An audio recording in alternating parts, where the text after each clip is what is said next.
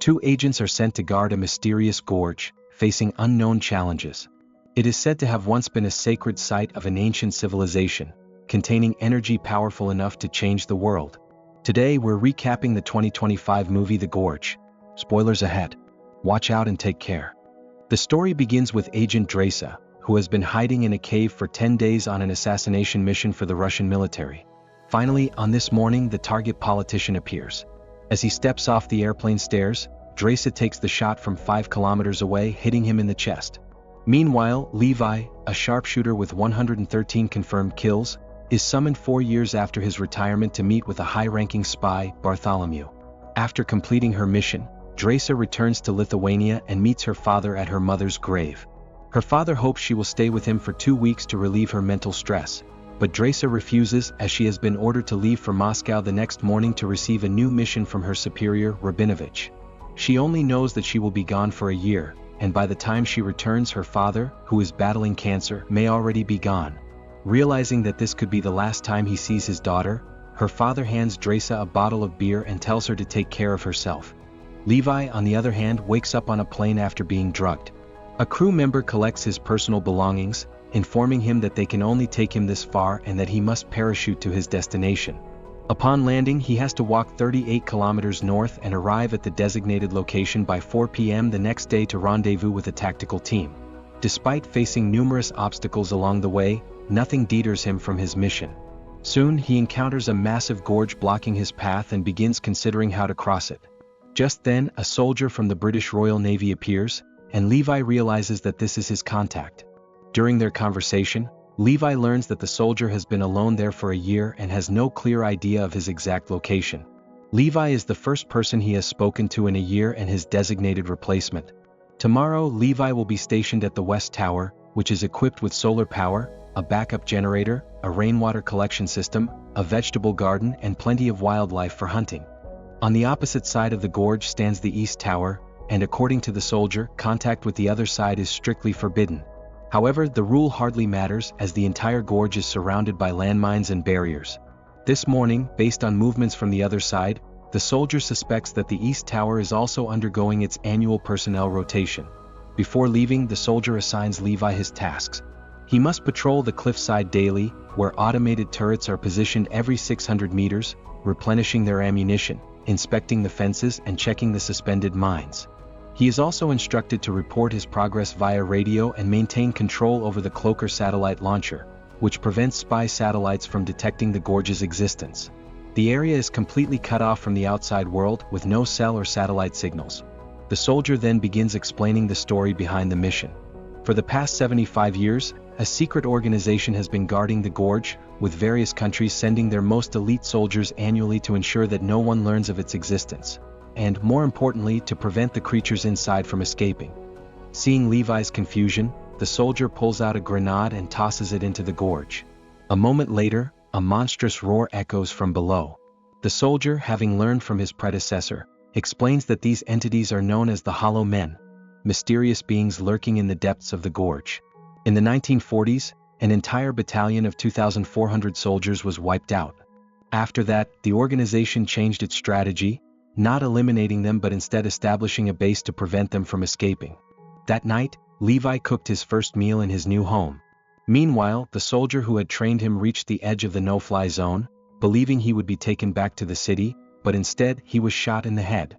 After his body was disposed of, they contacted Bartholomew to inform her that the mission was complete. Levi, unaware of everything that had happened, continued his assigned duties. At the end of his first month, Levi reported via radio that there were no suspicious activities in the gorge. When he tried to ask for more details, the call was abruptly cut off, and he was informed that the next contact would be in 30 days. Bored and restless, Levi began flipping through books and discovered markings on the wall behind the bookshelf.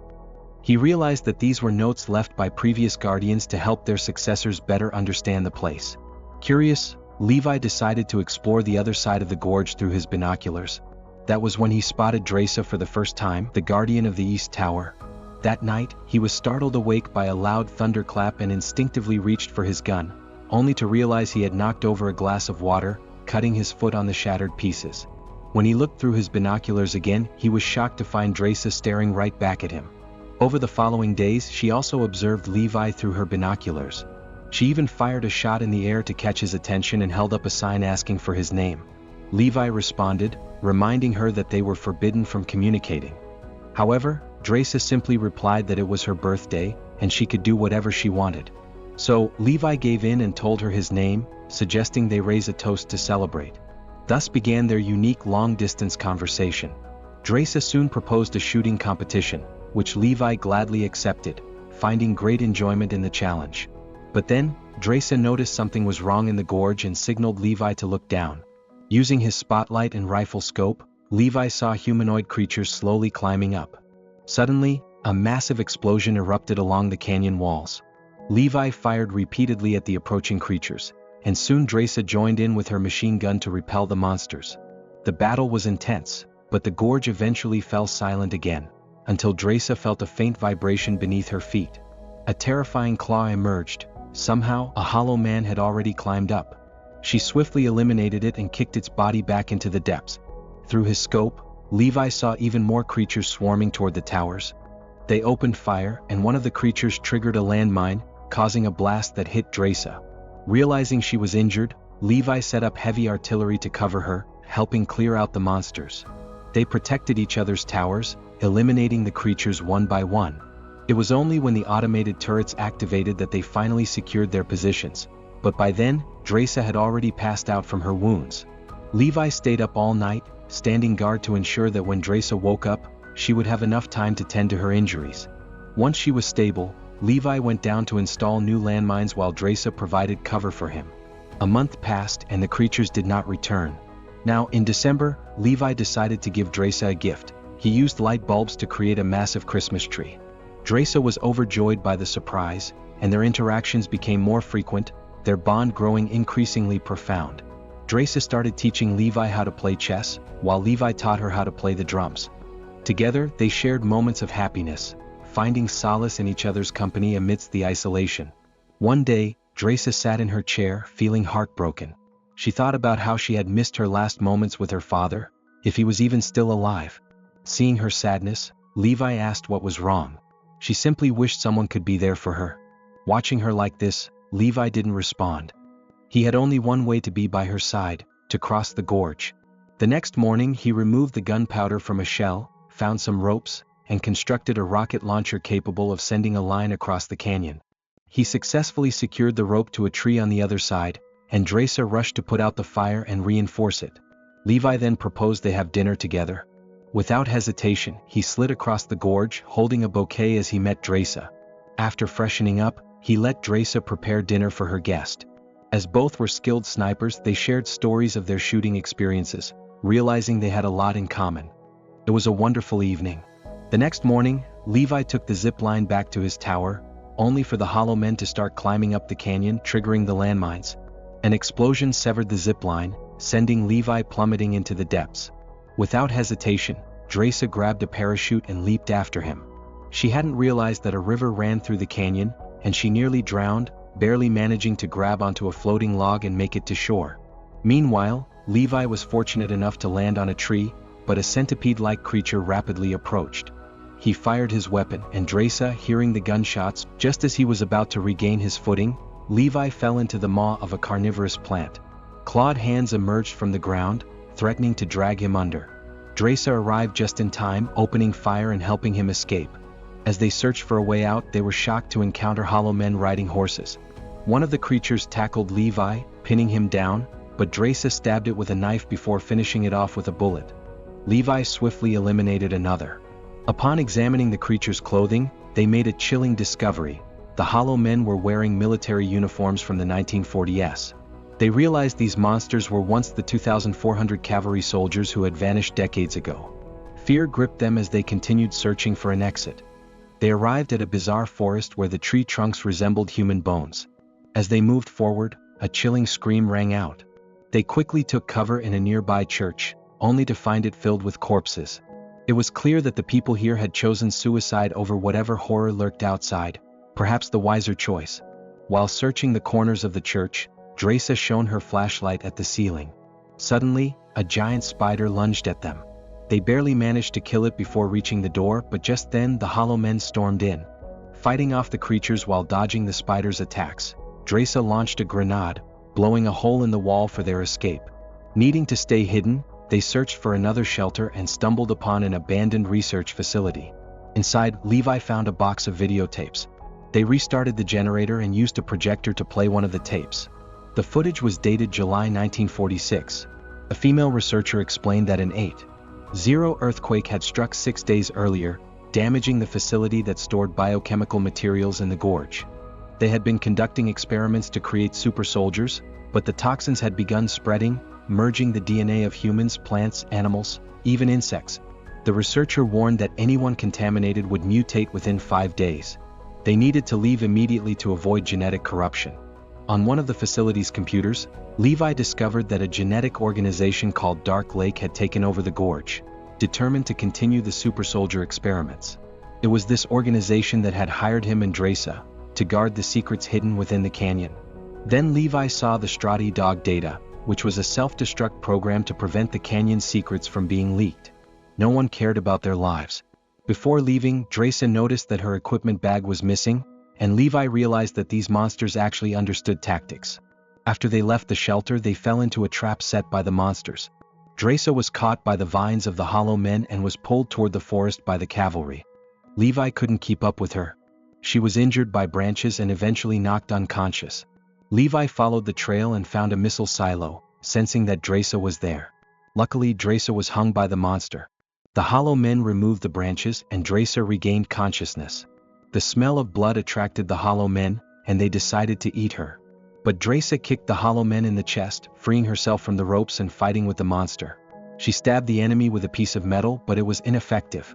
She attacked the monster again, and this time she successfully stabbed a blade into the monster's neck. However, the Hollow Men still stood. The monster then swung a knife at Dresa, but she dodged nimbly, picked up a burning stick, and easily set the Hollow Men on fire. Levi then arrived and shot the monster.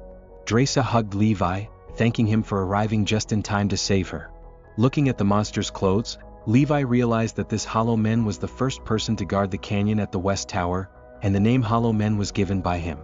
Levi explained that this was a chemical missile facility, and after an earthquake in 1946, the missiles were damaged, causing a gas leak that filled the entire canyon with mist. It was these gases that caused people to be contaminated.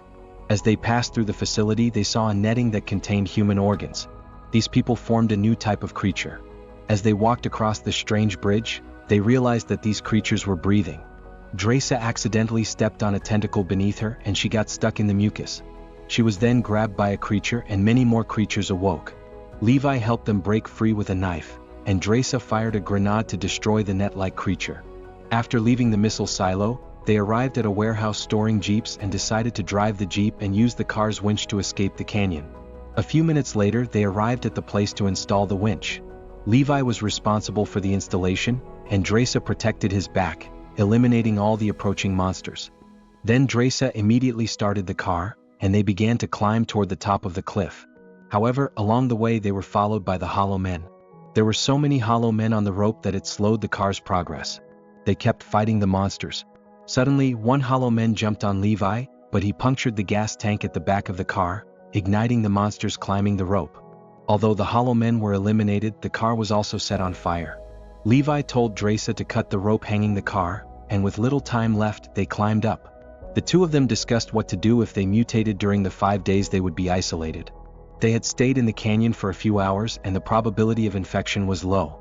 If they mutated, they would end their own lives to prevent the spread of the infection. Levi said the reason he was selected for the mission was that his existence was expendable, but now he had another reason to stay alive. That reason was Dresa. Dresa then proposed a plan for them to escape together, as there was a hidden place in France where they could live in exile. But before leaving, Levi decided to destroy everything here, as the canyon was a disaster waiting to happen for the outside world. They agreed to meet on the 6th day, and then Levi returned to the West Tower. That night, Levi reported his work via radio and Bartholomew answered. She admitted it was part of the Super Soldier program and mentioned that the computer security system at the bottom of the canyon had been accessed by someone. Levi claimed he had never been there, and she ordered him to kill Dresa at the other tower. Levi pretended to comply with the mission, not realizing their actions had been caught on hidden cameras. Bartholomew decided to eliminate Levi herself. The next day, Levi saw a helicopter approaching, and he knew it had been sent to eliminate him. When it landed at the tower, there was no sign of Levi. Bartholomew ordered her subordinates to search the forest with drones. Soon they were spotted. Levi was hit by a drone but managed to shoot it down, and Dresa also took down another drone. Following their plan, the two of them made it to a hillside 4 kilometers away, where they set up a sniper rifle. At that moment, Bartholomew saw Levi's final message. With 2 gunshots, all the satellite devices connected to the system exploded. When all radio communications failed, the Strati dog plan was triggered, and the two of them ran toward the distance. Soon, the canyon alarms went off, and the Strati dog plan was successfully initiated. Bartholomew ran down the tower, attempting to escape by helicopter, but it was too late. Levi was thrown into the water by the shockwave. Dresa waited for him but didn't see him return. Then, she found a letter in her pocket in which Levi had written for Anna to go to France alone. A month later, Dresa, now in France, believed Levi hadn't managed to escape the canyon and started a new life. Dresa worked at a seaside restaurant, but one day she suddenly saw a familiar figure. The two embraced and the movie ended there. If you enjoyed the recap, please leave a like and subscribe, and don't forget to turn on notifications so you can watch more videos like this. Thanks for watching.